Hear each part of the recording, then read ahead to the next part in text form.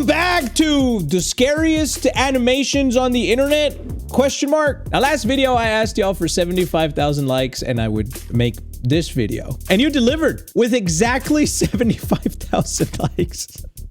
I see you like to do only just enough to get by. You probably pass your classes with a C, exactly, the minimum requirement. That's you. That's me too.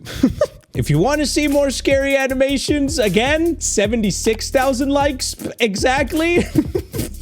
And I'll do another one. But as promised, here is part 2 of the scariest animations. I'm about to light a Jesus candle real quick because you never know. You don't know, like, I just gotta be protected. You know what I'm saying? Okay, here we go. First one. All right, this one is called POV Velma Has a Panic Attack by Meat Canyon. Yes, this is exactly what we need. Parodies of this show right off the bat. It's gonna be good. All right, let's see it. Daphne, I'm gonna cut to the chase. Okay. I feel a panic attack coming on, baby, and I think the only medicine is a taste of that stinky jinkies. You know what I'm saying? Baby? Come on. Wait, hold on.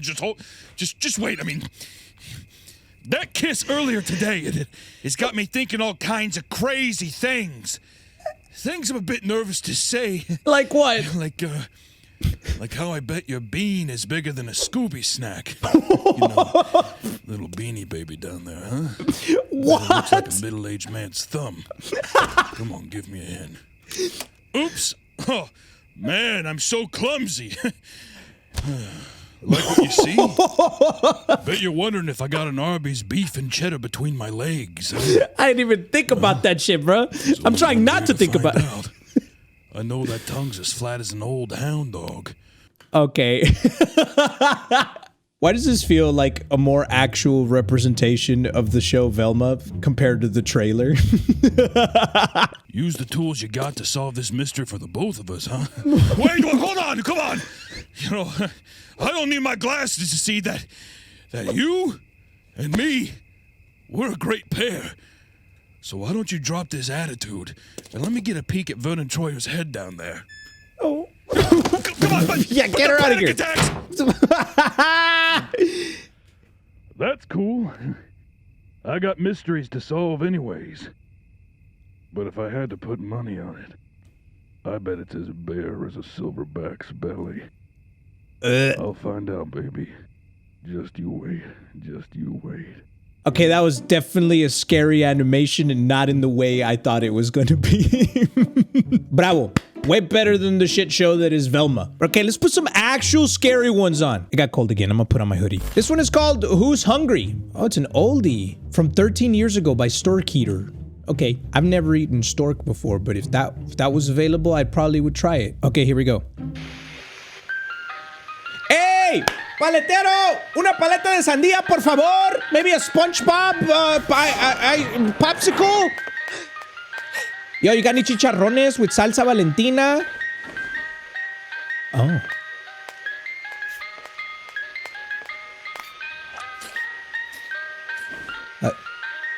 That's never take ice cream from an ice cream man like that. For free. They never give it to you for free, bro. Oh, there you go. That's what happens. Se la llevaron la pendeja y tú también, idiota. Now, I've chased a few ice cream men throughout my life. Wait, now I've whistled down a couple of ice cream dudes. Wait, hold up. Not that one either. I've bought ice cream from plenty of ice cream trucks growing up. I grew up in Mexico in the 90s, which is like the equivalent of growing up in the United States in like the 70s or 60s. But I have never seen an ice cream man scoop ice cream and put it on a cone. They always have the prepackaged shit. But anyway, that's besides the point. If you get kidnapped by your ice cream man, you're dumb as hell. Just saying. That's like the classic way to get kidnapped is from the ice cream man. Uh-oh.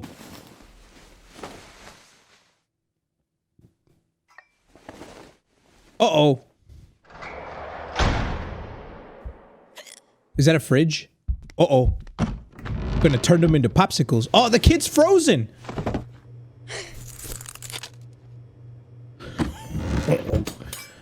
Valiste pura chingada, man. That's gonna be like, with the size of that kid, it's probably gonna be like 3 popsicles worth. Wait.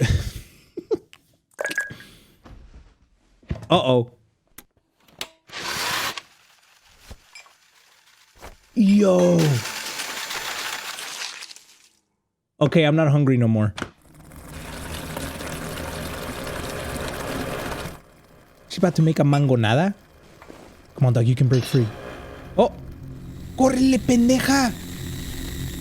There's some little nightmares type of shit right here.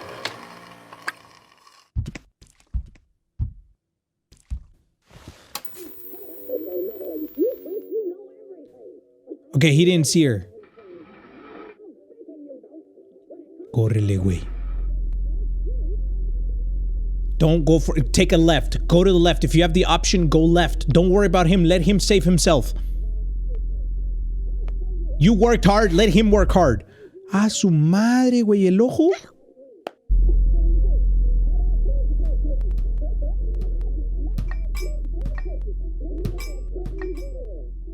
This is definitely Little Nightmares type stuff.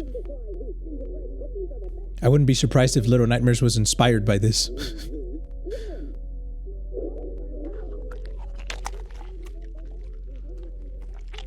Órale, hijo de su madre. That's cool. I like this one a lot. Cuidado, güey. Cuidado, güey. Oh! You stupid. You stupid. Why did you... Oh, she got him. Córrele, pendeja. Córrele, güey. Se va a despertar.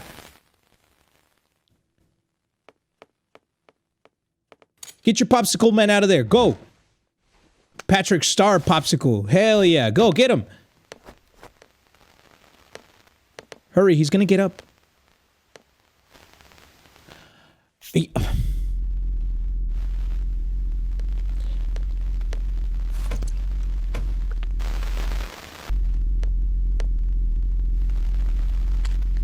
Hey.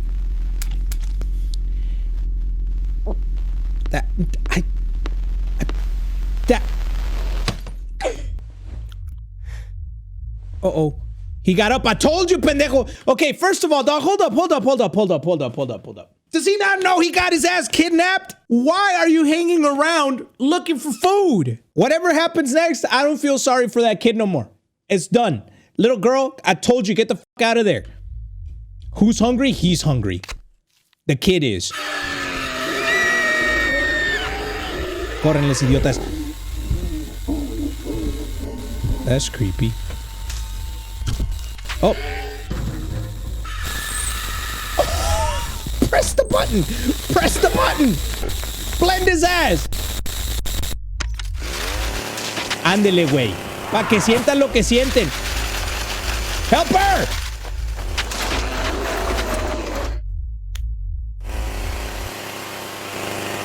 Nice. Nice. Nice. Hype. Hype. Get some ice cream.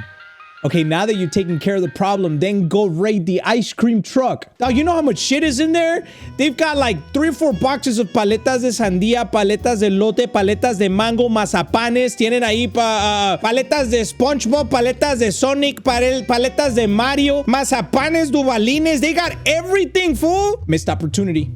Missed opportunity. If I was hungry, I got kidnapped by Ice Cream Man, and then I got the fuck out of his house, I would have gone and raided his ice cream truck. Just saying. All right, bravo. Now, this one is called Do Not Open the Door to Strange Visitors on a Rainy Night by 1C Entertainment. All right, let's do this. Do not open the door to strange visitors on a rainy night. It was a dark and rainy night. Don't open the door. Summer. Oh. Whoa. Well, that was weird. Oh. Oh, yo, okay, I just felt like something went like that down my back, like this, from the mesh. I got chicken skin, dog. I'm not even playing. Holy shit. Okay, all right, clearly, 1 Jesus candle is not enough. Let's get La Virgencita, and then let's also get San Jose.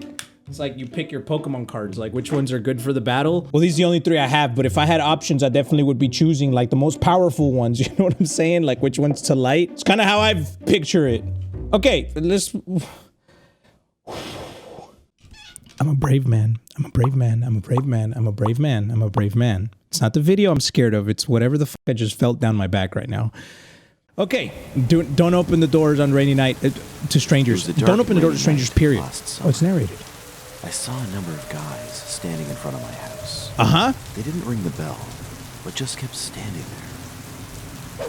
When I looked out through the window, there were about 6 men playing the rock, paper, scissors game at the front door. What? Okay, I feel like this is the kind of stuff that I imagined was outside the door when I did level 94 in the back rooms. Because I never got to see their faces. I gotta sneeze.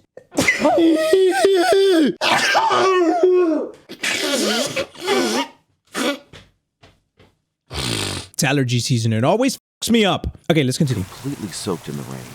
All of them were wearing aprons with forks in their They're all hands. hungry? Some of them were holding ketchup and mustard bottles as well. I lived alone, and they were perfect strangers. All of a sudden, they shouted, "Hey, open the door. Whatever there is in the house, we will eat it all up." I kept silent, trembling with fright.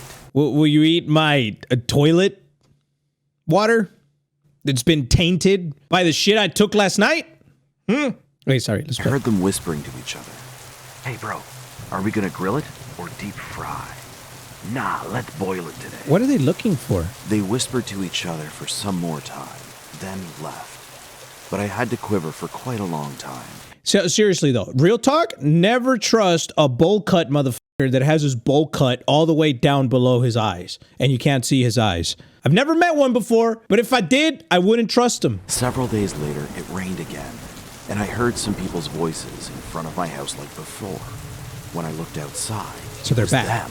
They were arguing with each other at the front door, getting rained on. What are they trying to eat? One of them shouted, "You know what? I was almost hit by lightning today, just like Por barbecue." pendejo? Por pendejo? "So, we are gonna barbecue you tonight." They started to giggle. I ran out of patience with them, and in the end I yelled, "Hey, want to be really hit by lightning or get tased by the police? Yes! You choose." Yes! She called 911! I would just call him anyway.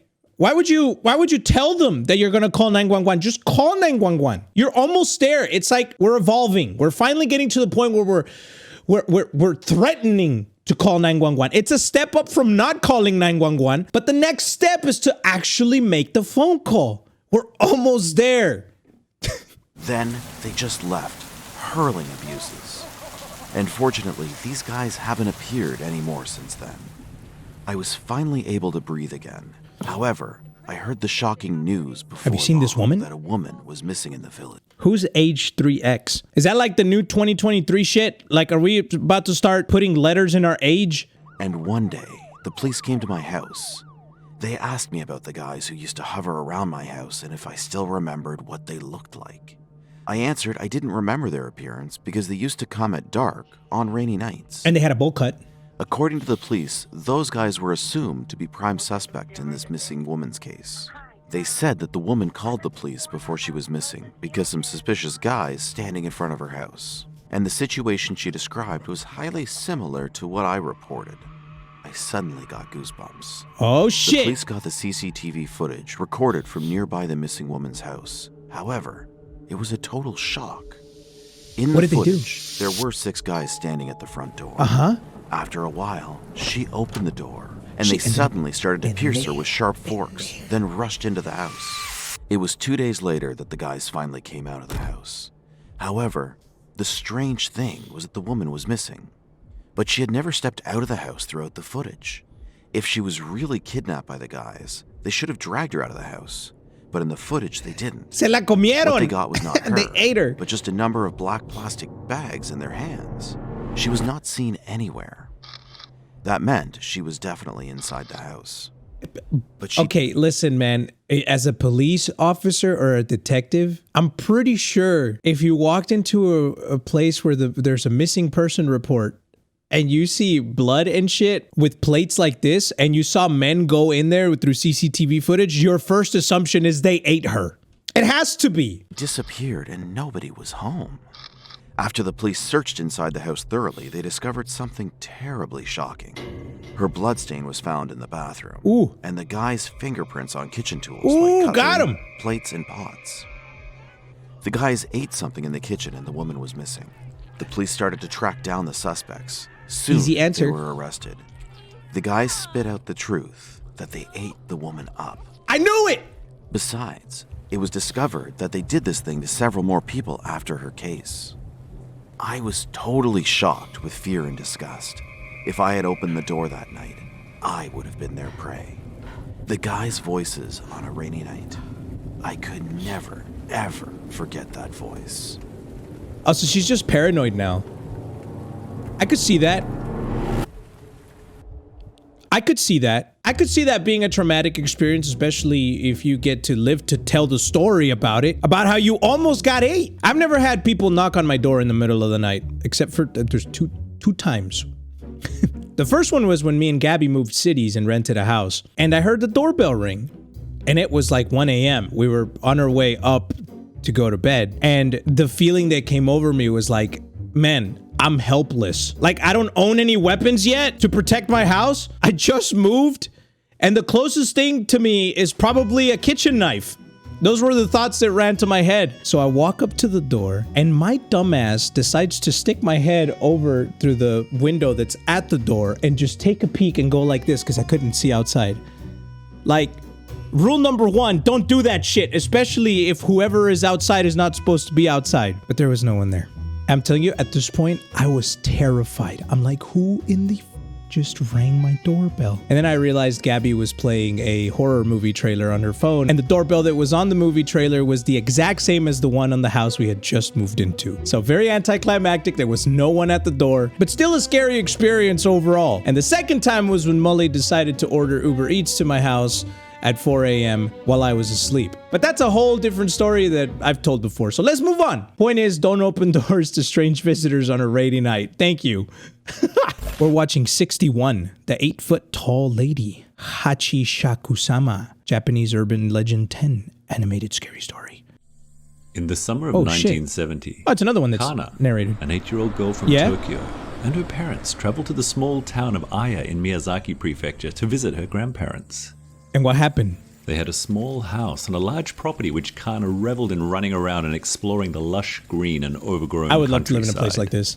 It's gorgeous. Kana's parents had left her in the care of her grandparents as they tended to some commitments in the city of Miyazaki itself, which Kana did not mind at all. She loved the freedom of being in the wide open spaces outdoors and would disappear for hours into the surrounding forest. It was on the second day her parents were gone that Kana had her first unfortunate encounter with Hachi Shakusama, the 8-foot-tall lady. Oh, she saw the 8-foot-tall Kana lady? was just inside the edge of the forest, happily collecting rocks to take back Slender as woman. souvenirs, when she heard a disturbing sound. Po, po, po, po. It whispered in a deep masculine voice. Kana looked up towards the source of the sound and froze in fear when she saw a huge woman dressed in all white, with hair as black as a raven, a cold grey face with an unsettling smile, and a huge hat chingon, creepy as all the way down her long, 8-foot-tall frame. I'm just saying, I would be terrified of ghosts, but if they look like that,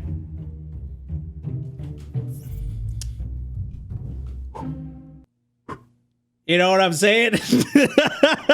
Alright, let's keep Kana going. and the woman locked eyes briefly as Kana tried to find her voice to call out. What eyes? She ain't got no but eyes. She could barely breathe, let alone make a sound. Then the woman backed away and disappeared into the dark shadows of the forest behind her. Oh, so she probably wants something. Kana, It's a side quest. struggling to get her legs to work properly, ran back to the farmhouse immediately. Okay, good choice. And told her grandma what she had seen. Once Kana's story had been properly relayed and the gravity of the situation set in, her grandma's demeanor quickly became deadly serious. She grabbed Kana by the arms and demanded to know exactly what she had seen and heard. As Kana explained, her grandma began to weep. The grandmother quickly relayed what had happened to her husband, who, in shock, rushed to the phone to try and contact Kana's parents. Okay, this kind of storytelling is really good. It's got me engaged. Like, it's hard for me to commentate over stuff like this because it's intriguing and it's narrated, like, really well. Good work. They were not at their hotel, and so a message was left with the concierge. Kana, now scared and confused, I would be asked too. what was going on and why everyone seemed to be in such a panic. Her grandfather sat her down and stared deep into her eyes. "Listen closely, Kana," he started. "It seems you've been chosen by Hachishaku-sama, and unless we can protect you, she will abduct you, like she did several other children in this area." Who the f is Hachikapu Kachana? Kana was now in tears. What she had just been told terrified her, yet she couldn't help but want to know more. "Who is Hachishaku-sama?" she then asked. I want to know Her too. grandfather went on to explain. Trying to hit her up. "No one knows her origins," he said. "Only that this 8-foot woman selects her victims by quietly approaching them, then chanting a po, po, po, po So she sound just went to before say, retreating. literally went up to this little girl to be like,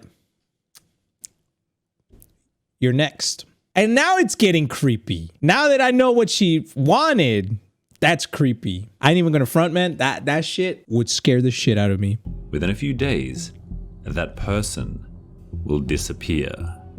She was supposedly captured by some local monks who imprisoned her in an old shrine by placing a Jizo statue at north, south, east, and west points of the ruins. It was It probably appeared, Doctor however, Strange. that somehow Hachishaku-sama has escaped. Kana was then taken into the most secure room in the house. The windows were boarded up, and small balls of pure salt were placed in each corner of the room. Okay, salt, good, You salt. must not leave I played this room, Phasmophobia. not under any circumstances, her grandmother strictly instructed. "Never?" Kana's voice trembled. "Not until your parents return to take you home," she replied. "Then I'll be safe?" Kana asked. Can't Hachichaku-sama, like, take a plane or ride a car to where she lives to go pick her up? I always found it interesting that ghosts and entities are restricted to their location. "Yes," her grandmother sighed as her gaze dropped to the floor. "Then you'll be safe. However, you can never ever return to Miyazaki." Kana began to cry as her grandmother left the room. "Don't leave me," she wailed. Her grandma explained that she could not stay within the room, and for Kana to be sure to lock the door once it was closed. It's over. You're just gonna be in complete Night fell darkness. over the countryside. That's even And Kana, scarier. alone and cold in the dimly lit room, sobbed quietly, That is even wondering when her parents scarier. would return to take her home. Imagine you're just now now you're just in a dark room. Like, and imagine opening your eyes and she's right fucking there. Ah, chicken skin shit. Several right? hours into the cold night, she heard her grandfather call out to her. "Kana, are you okay? If you're scared, I can come in to keep you company. You don't have to be all alone. Open the door," he said. It's not her Kana grandpa. leapt up and moved over to the door to unlock it, but then was overcome with an icy chill as she approached and realized that something was wrong. Her grandfather's voice was somehow different. It's not her grandpa. "Open up," the grandfather asked again. Chale, sal, throw some salt. "It's safe now." Okay. Kana looked to her side, and she could see the salt in the bowl slowly turning black as she heard the sound. Po, po, po, po, emanating from the other side of the door. She backed away into the center of the room and cried uncontrollably for the rest of the night. Morning eventually arrived, Ah, and so did Kana's parents, who quickly took her into their arms and into their car. okay, They good. exited Miyazaki immediately, sadly, never to return. That's Once good back that in they never Tokyo, returned. Kana kept in touch with her grandparents, and she felt an eternal sorrow that she would never be able to visit them again, and that they were too elderly to travel.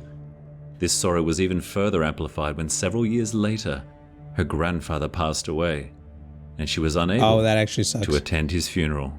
It's better than being dead. Just last week, Kana's Yourself. grandmother called to give her some terrible news. She had been diagnosed with cancer. Her grandmother then asked Kana if she would come see her one last time before she died. Kana was confused. "But, Grandma," she started, "it's not safe." "It's fine," her grandmother went on. "That all happened a long time ago. You're all grown up now. That's cap. I'm sure it will be fine. Are you sure? Kana asked.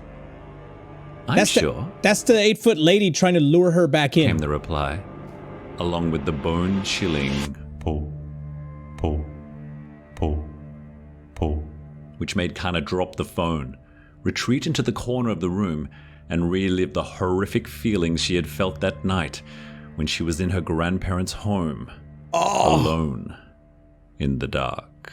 Oh, that's actually like, that's creepy. That's creepy.